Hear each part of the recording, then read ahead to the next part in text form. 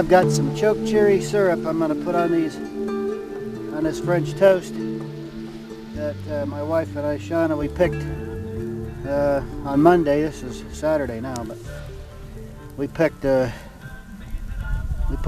we got 5 gallons of chokecherry juice. We've been making it into syrup. So I love chokecherry pancakes. I love chokecherry pancake syrup. It's great stuff. So let's see here. Get this thing on here. There we go. We're cooking great here. See, I got my fire over there, generating me more coals if I need. I rake some up under here. This is plenty hot for cooking. So I'm not cooking actually on the flames here. I'm cooking with coals. And over there I got a pot of water for cleaning up and for more Mormon mocha, just in case I need it.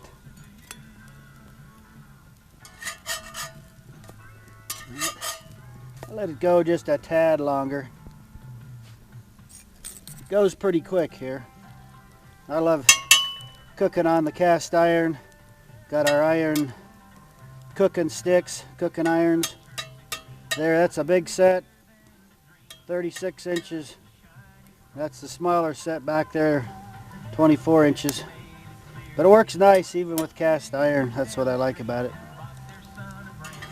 I believe we're good here. And it's been kind of gusty at times here. So that's the purpose for the rock on top.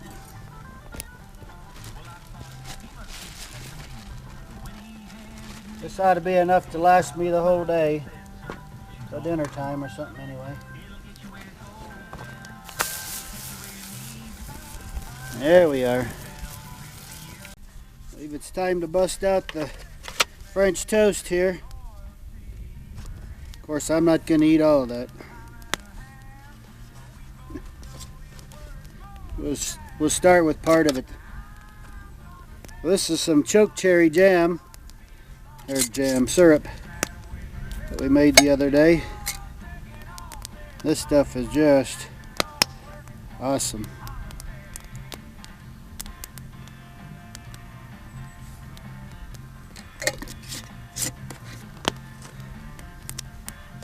Chokecherry syrup on some French toast.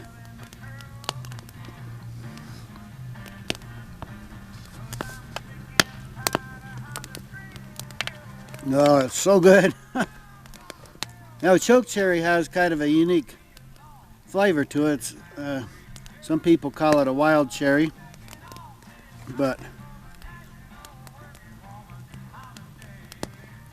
chokecherry it's just a unique flavor. There's not much that's as good as chokecherry syrup, I'm telling you what. Well, I'm going to finish my breakfast here and we'll get on to some fun stuff today.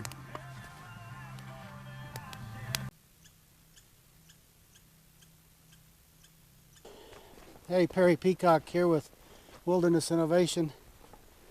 I'm up in the West Mountains above where we live, and I've been told a story about a hideout that was used back in the 1800s by people trying to escape the law, and it's supposed to be up this canyon that I'm heading up here, and I'm not sure exactly where it is. Some people have just told me it's back up here a ways, and you take in some side canyon thing or something, and you know, going up and find it. So I don't know, but hey, it'll be a fun little try anyhow.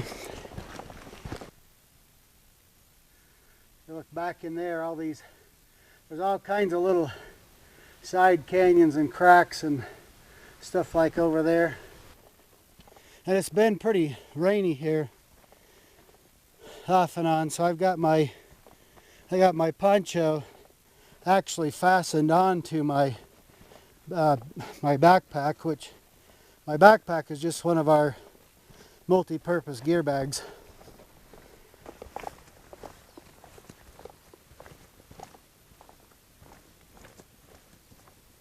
And I got caught earlier. I didn't get my poncho out in time. My back got soaked because it's just like a cloud burst. I heard a flash of, it's a flash of light, pounding of thunder, and all of a sudden it was just bam, came down. So I thought, well, I'm going to put my poncho fastened onto my backpack. That way I can just quickly throw it into there whenever I'm ready.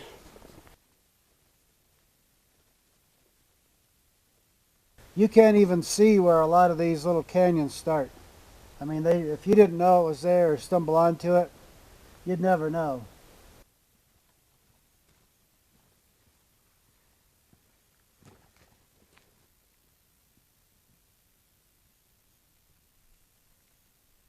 I've been miles up and down a bunch of canyons that really took me nowhere.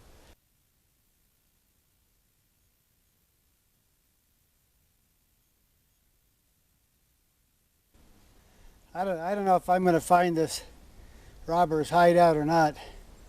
I mean, they did choose a good place. There's little tiny canyons all over creation up in here. I've been back through a bunch of these. I haven't found this thing yet. The hideout was described to me as being a cave kind of thing, like a small cave. But, you know, I don't know.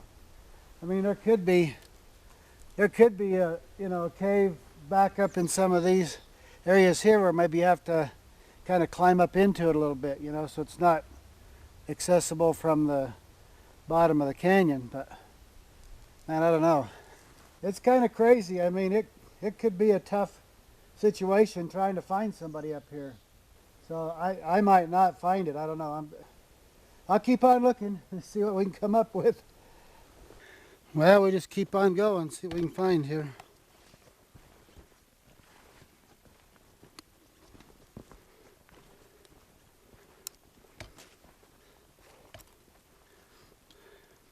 I don't know. I've been told that it's a small cave. I mean, a person they could be definitely out of the rain and the weather, because got this overhang here, and then how it kind of goes out as it goes on up above this. Man, I don't know. I have been up and down into so many canyons. It's crazy. I still haven't found it.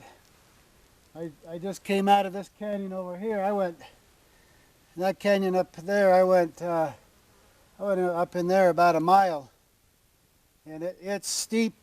The rocky, those conglomerate rock. It's steep, rocky canyon back up in there for quite a ways, and I never really saw anything back in there.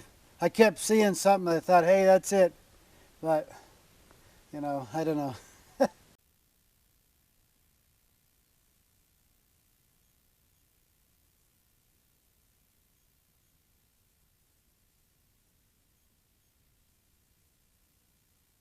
Not likely, because it's it's kind of a difficult climb getting up here. All the cobbles that have fallen off these rock walls. It's kind of a tough deal, but a person could get up here and hide out. But as you can see, it's a little small. I thought when I saw it from across the canyon, I'd climbed up on the wall up above the cliffs over there, and saw this one. It looked bigger than it is, but this is probably likely a home or something to a mountain lion, something like that. I've seen some big cat tracks in some of the softer dirt up through here. There's a lot of bones and stuff up in here that have been chewed on and stuff like that, left over. But anyway, I don't think this is the hideout. I climbed up here for nothing. Oh well.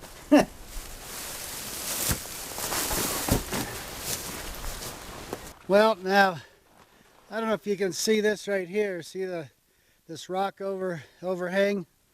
See, there's another canyon that I came by. I came by kind of on the other side. I didn't see this one.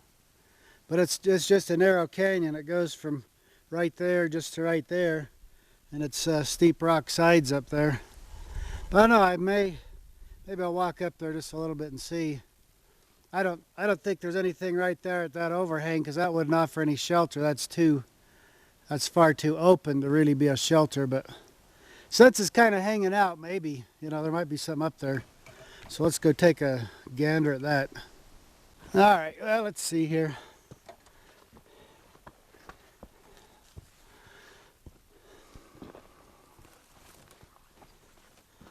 Well, I was kind of thinking maybe I couldn't see the base of this, and maybe that recessed back in there farther.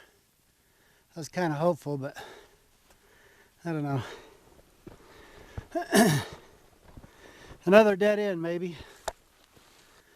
I'll just go up into this flat right here and see if I can see anything else up here. I might climb up a ways further, just for kicks.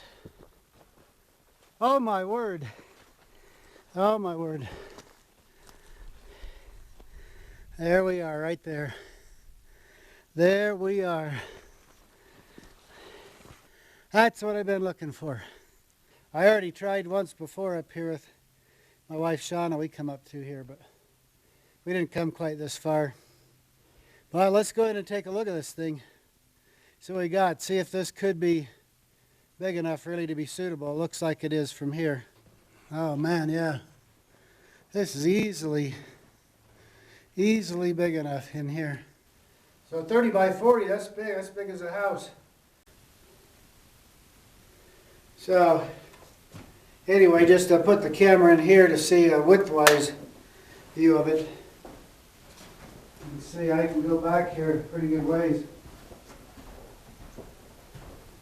So I can come clear back to here, and then back in there goes. Now that's more like about 15 feet back in that way where it's lower. So that's not bad. This would be a great shelter, you know, any time of the year really. Very, very nice. I'm pretty darn excited about it. You know, I mean, there's lots of caves around here, but most of them are pretty small and stuff. This is a pretty nice size one. And it's pretty accessible too, and actually, you know, unless you know it's here, it's kind of hard to find. Okay, to give you an idea of how tall it is in here, I went out and found this stick, and this stick is 12 feet long.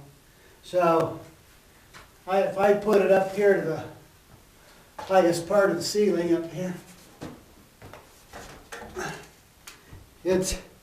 I'm 5'10", so so we're 18, 19 feet tall right here in the tallest part of the shelter of this cave.